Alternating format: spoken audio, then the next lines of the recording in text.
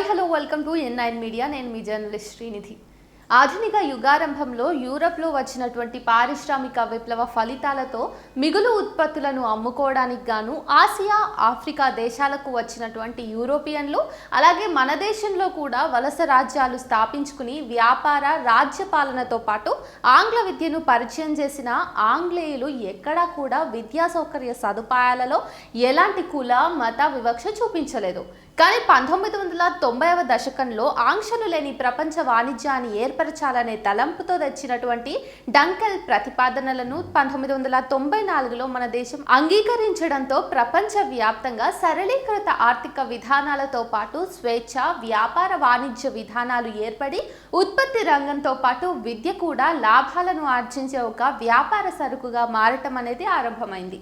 ప్రపంచ వ్యాప్తంగా అందుబాటులోకి వస్తున్నటువంటి ఆధునిక ఉత్పత్తి వ్యాపార వాణిజ్య సాంకేతికతను అందిపుచ్చుకోవడానికి గాను విద్యారంగంలో ప్రైవేటు విద్యా సంస్థల ప్రవేశం వేగవంతం కావడంతో ప్రభుత్వ పాఠశాలలు తీవ్రమైన పోటీని ఎదుర్కోవడం, సరిగ్గా ఇక్కడే కామన్ స్కూల్ విధానం పటిష్టం చేయాల్సిన సందర్భంలో కులాల పేరుతో ప్రత్యేక గురుకుల పాఠశాలల ఏర్పాటుకు గాను పూనుకున్నారు.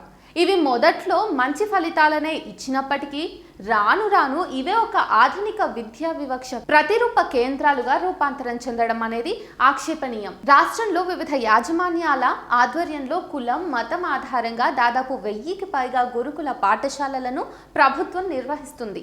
పేద పిల్లలకు ప్రత్యేక అవకాశాలు కల్పించడాన్ని ఎవరూ కాదనరు. కానీ కులం మతం ఆధారంగా సౌకర్యాలు కల్పించడం ఏ మేరకు సమానత్వం సాధించడానికి దోహదం చేస్తుందనేదే ప్రశ్న. తెలంగాణ రాష్ట్రంలో ప్రభుత్వ పాఠశాలల్లో చదివే పిల్లలపై గురుకులాల్లో చదివే పిల్లలపై వెచ్చిస్తున్నటువంటి ఖర్చులో భారీ వ్యత్యాసం ఉంది. పెరిగిన ధరల ఆధారంగా గురుకులాల్లో చదివే విద్యార్థిపై సంవత్సరానికి గాను 1,60,000 రూపాయలు ఖర్చు చేస్తుండగా సాధారణ పాఠశాలల్లో చదివే విద్యార్థిపై కేవలం 50,000 మాత్రమే ఖర్చు చేస్తున్నారు. ఇక్కడ విశేషం ఏంటంటే గురుకులాల్లో చదివే పిల్లల కంటే కూడా సాధారణ పాఠశాలల్లో చదివే పిల్లల కుటుంబాలు మరింత వెనుకబడిన నిరక్షరాస్యత కుటుంబాలే అనేవి అంగీకరించాల్సిన అంశం. సకల సౌకర్యాలు ఒకవైపు ఉంటే సౌకర్యాల లేమిలో కూడా వారు ఉత్తమ ఫలితాలు సాధిస్తున్నారు. కొన్ని పాఠశాలలు 10/10 జీపీఏతో పాటు 100% ఉత్తీర్ణతతో గురుకుల పాఠశాల విద్యార్థులకు ఏమాత్రం తీసుకోవటం లేదు. ఇలాంటి పాఠశాలల విద్యార్థులకు గత నెల రవీంద్ర భారతిలో ముఖ్యమంత్రి రేవంత్ రెడ్డి సన్మానం చేయటం ఎంతో అభినందనీయం. కాంగ్రెస్ ప్రభుత్వం మొన్నటి అసెంబ్లీలో ప్రకటించినటువంటి ప్రకారం గడిచిన 3 ఏళ్లలో ప్రభుత్వ బడుల్లో విద్యార్థుల నమోదు 4,41,559గా గణనీయంగా పడిపోయి ప్రైవేటు బడుల్లో దాదాపుగా 7 లక్షల నమోదు పెరిగిందని చెప్పేసి ప్రకటించింది.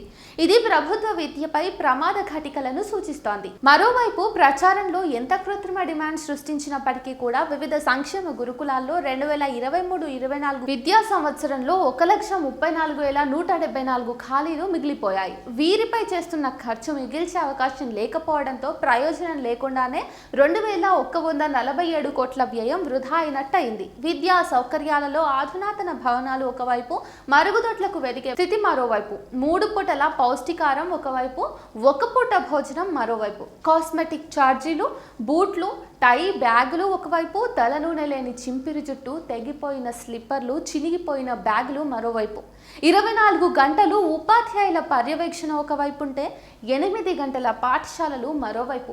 ఇలా సాధారణ పాఠశాలల్లో చదివే విద్యార్థులను గురుకులాల్లో చదివే విద్యార్థులతో పోల్చితే అధికారిక వివక్షకు గురి కాబడుతున్నారన్నది తేటతెల్లమవుతుంది.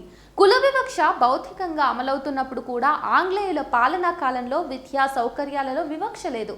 అలాంటిది ఆధునిక కాలంలో కుల వివక్ష భౌతికంగా కనుమరుగవుతున్నప్పుడు విద్యా సౌకర్యాల కల్పనలో అధికారిక వివక్షను వికసింపజేసి స్థిరపరచడం సమాజానికి ఆమోదయోగ్యమైతే కాదు. రాజ్యాంగంలోని ఆర్టికల్ 45 ప్రకారం కనీసం 10వ తరగతి వరకు నిర్బంధ ఉచిత అంతరాలు లేని ఆధునిక విద్యను కులమతాలకు అతీతంగా అందరికీ సమానంగా అందించడం ప్రభుత్వ విధిగా ఉండాలి.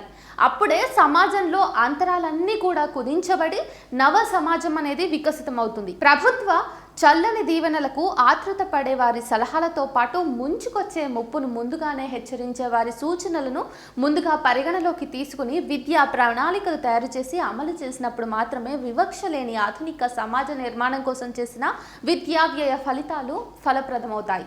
ఒకవేళ ప్రభుత్వాలు ఇవే గురుకుల పాఠశాలలను కంటిన్యూ చేయాలనుకున్నప్పుడు ఎటువంటి కుల మత ప్రాతిపదికన కాకుండా విద్యార్థులందరినీ సమానంగా అందరికీ సమాన అవకాశాలు కల్పిస్తే బాగుంటుంది.